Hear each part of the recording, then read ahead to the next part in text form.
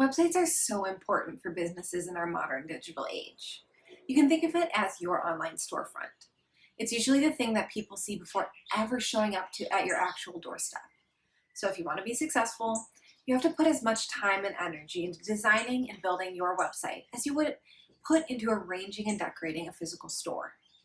75% of consumers admit to making judgments on a company's credibility based on the company's website design, which means your potential customers are deciding what they think about your brand based on your website before even taking a step into your doors or learning about your products and services. It takes 50 milliseconds, that's 0.05 seconds, for someone to form an opinion about your website and decide if they like it or not, and whether they'll stay and hopefully purchase something or leave. If you're an online business, your website is the only thing that people will see when making a decision to know, like, trust, and hopefully buy from you. Obviously, your website is a really big deal. Time and time again, I've had businesses come to us after trying to build their own websites with drag and drop, easy to use templates and platforms, or letting their neighbors, sisters, son try and build it for them. Now they're saying it's crap and they're embarrassed to let anyone see it. Or they had it done a few years back and it's okay, but it's starting to feel dated and it doesn't represent the brand that they are now or the brand they're becoming. Having your website done professionally is a great idea if you have the budget for it.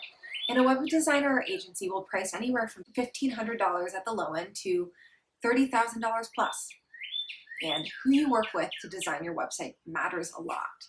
So today I wanted to address two major mistakes when hiring your website design and build out. The first one is you hire a web designer or graphic designer. Okay, hear me out. You're probably thinking, what the fudge? Who would I hire if not a web designer to design a website?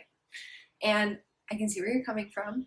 The reason this is actually a bad idea is that plenty of people can build a pretty website. But a pretty website that is not designed around proven marketing strategy and the psychology of sales is not going to do what you want it to do. It's not going to convert into sales. Your site will look awesome. Maybe visitors will even decide in those 0.05 seconds before judgment that they like what they see and stick around for a few more seconds surfing your pages. But they'll most likely leave your site without purchasing anything, because your website designer didn't know how to implement marketing techniques that get people to buy.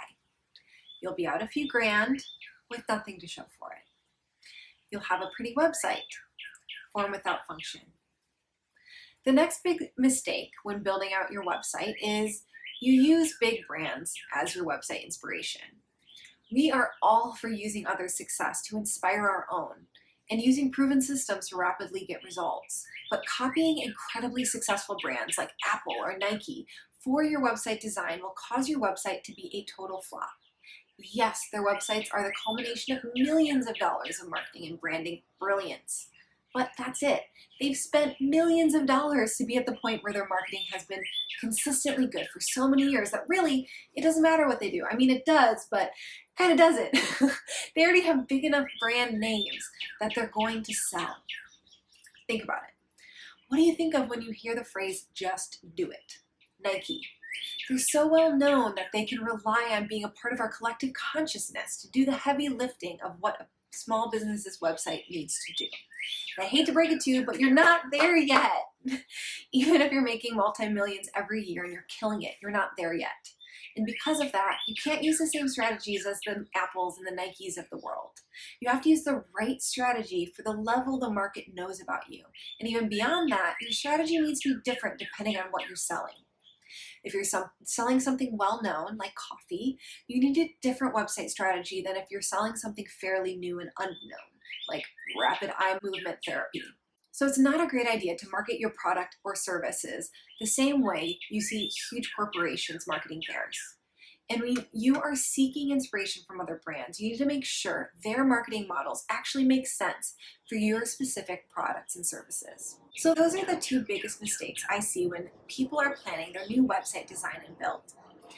Keep them in mind throughout your entire marketing strategy, or risk pouring time and money into a website that won't convert.